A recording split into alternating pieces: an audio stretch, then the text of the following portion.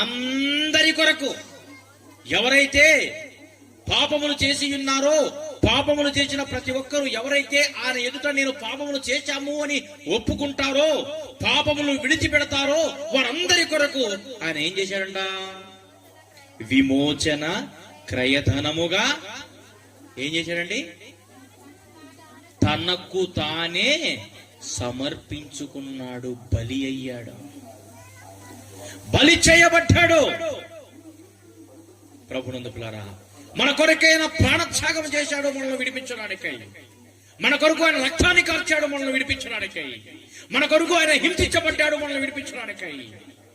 మన కొరకు ఆయన తల మీద ముళ్ళ కిరీటము, మన కొరకు మనము చేసేటువంటి పాపం, లోక పాపాన్ని ఆయన వీపు పైన, లోక భారాన్ని ఆయన తలపైన, ఇదిగో నీవు నేను చేసేటువంటి పాపములన్నీ కూడా ఆయన తలపైన ముళ్ళ కిరీటముగా ఉంచబడిందండి.